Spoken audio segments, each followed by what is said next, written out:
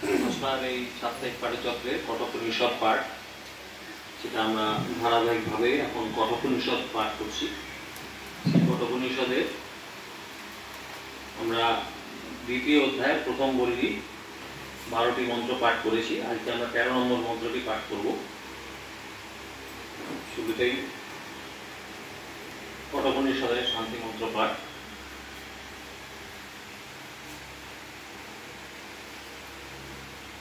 ওম সহনা ভবতু সহনৌ ভুনক্তু সহ বীর্যং করবাবহৈ তেজস্বী নাবধীতমস্তু মা বিদ্বিষাবহৈ।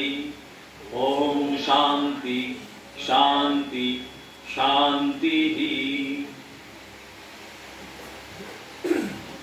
এর আগের দিনের 12 নম্বর মন্ত্রটি একটু ছোট্ট করে আপনাদের একটু মনে করিয়ে দিই, তাতে পরের মন্ত্রটি বুঝতে একটু সুবিধা হবে। যদিও 12 এবং 13 নম্বর মন্ত্রটি প্রায় কাছাকাছি মিনিং এর দিক থেকে, কথাগুলো কিছু কিছু একই আছে, তাও একটু মনে করিয়ে দিলে হয়তো আপনাদের সুবিধা হবে।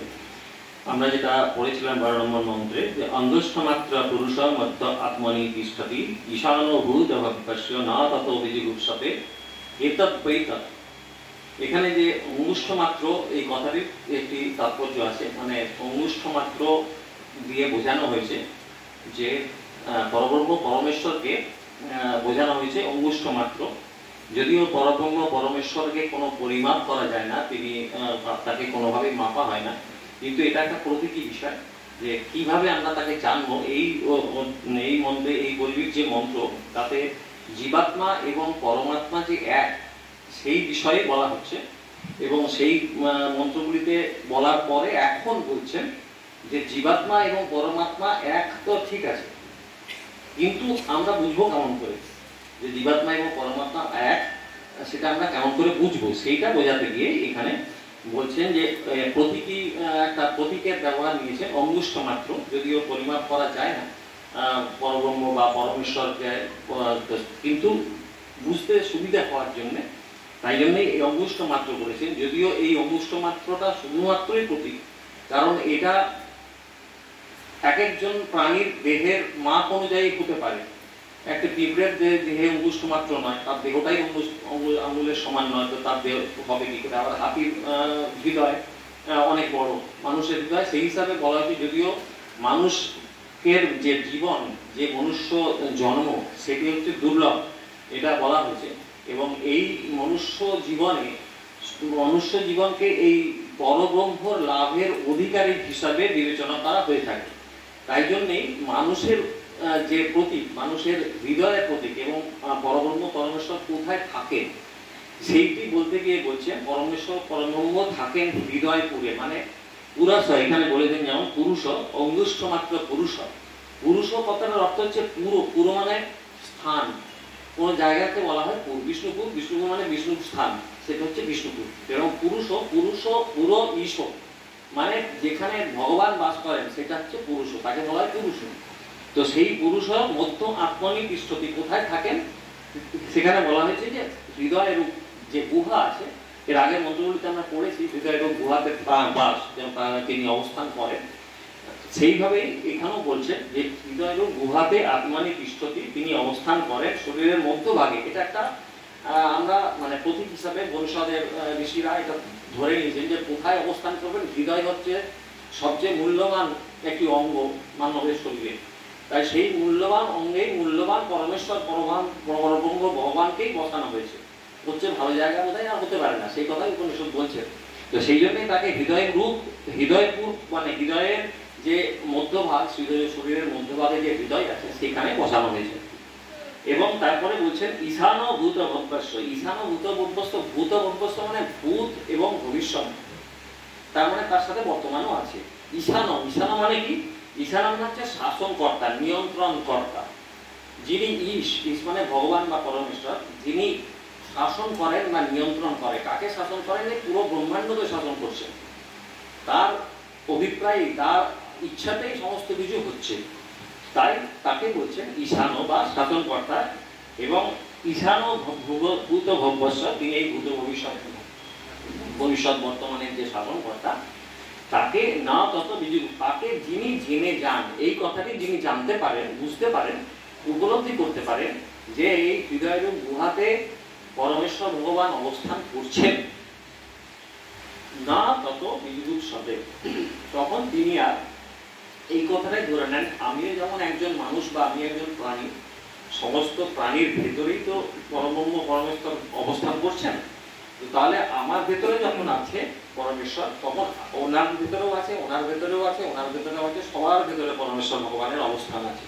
তো তাহলে এইটি আমি যখন উপলব্ধি করতে পারবো, তখন কি কাউকে আমি হিংসা করতে পারবো, না দ্বেষ করতে পারবো, না কারোর উপর কাউকে ঘৃণা করতে পারবো? কখনোই পারবো না।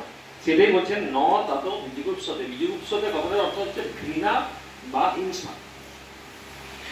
এতদ বৈ তত। নচিকেতা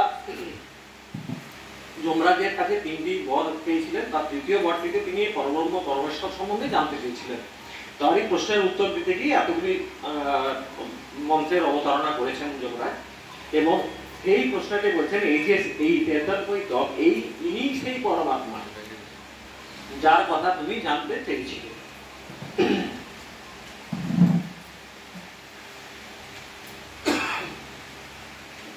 আমরা 13 নম্বর মন্ত্রে আসবো।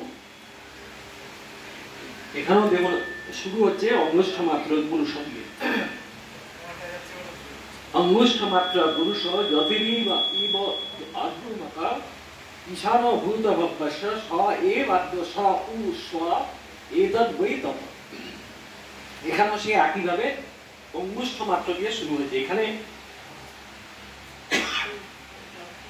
অঙ্গুষ্ঠ মাত্র আচার্য শঙ্করের একটি খুব সুন্দর ব্যাখ্যা আছে, সেই ব্যাখ্যাটি বলছি এখানে, যে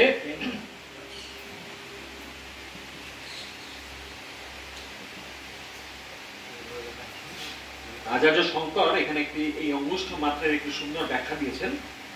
বলছেন যে এই অঙ্গুষ্ঠ মাত্র শব্দটি হচ্ছে পরমাত্মার বাচক, পরমাত্মা সম্বন্ধেই বলা হয়, জীব সম্বন্ধে বলা হয় না। তিনি কি বলছেন? স্পষ্ট বাক্যে বলেছেন পরমাত্মই বায়ং অঙ্গুষ্ঠ মাত্র পরিমিতঃ পুরুষো ভবিতুম অর্হতি। কস্মাৎ, প্রশ্ন করছেন কস্মাৎ শব্দাৎ ঈশান ভূত ভব্যস্য ইতি ন হি অন্য পরমেশ্বর বাদ ভূত ভব্যস্য নিরঙ্কুশম ঈশিতা। এর অর্থ বলছেন যে এই অঙ্গুষ্ঠ মাত্র পরিমিত পুরুষই হচ্ছেন পরমাত্মা, এবং সেটি কিভাবে জানা গেল? এই যে কসমাত যে দিয়ে প্রশ্ন করেছেন সেটি কিভাবে জানা গেল? এটা বলছেন যে ঈশানো আদি শ্রুতি থেকে, ঈশানো বলে আদি শ্রুতি আছে, এইখান থেকে এটি জানা গেছে, এবং একমাত্র পরমেশ্বর ভিন্ন, ভূত এবং ভবিষ্যতের নিরঙ্কুশ নিয়ন্তা আর কেউ হতে পারে না। এখানে যেমন বলেছেন ঈশানো ভূত ভব্যস্য, আগের মন্ত্র ছিল, এই মন্ত্রও আছে ঈশানো ভূত ভব্যস্য। তিনি ভূত, ভবিষ্যৎ এবং অতীত, বর্তমান এবং ভবিষ্যতের পুরো শাসনকর্তা, নিয়ন্ত্রণকর্তা, সেই নিরঙ্কুশ নিয়ন্তা আর কেউ হতে পারে না, এই কথাই শঙ্করাচার্যের ভাষ্যে আছে। এবার আসি অঙ্গুষ্ঠ মাত্র পুরুষ যদি ইব আধুমাকা ঈশান ভূত ভব্যস্য স এবাদ্য স উ স্ব এতদ বৈ তত। অঙ্গুষ্ঠ মাত্র এখানে বলেছি যে পরিমিত পরম পুরুষ, পুরুষ মানে পরম পুরুষ। এখানে পরম পুরুষ কেমন সেই কথা এখানে ব্যাখ্যা দিচ্ছে। অধুমকা যদি ইব, অধুমকা মানে কি?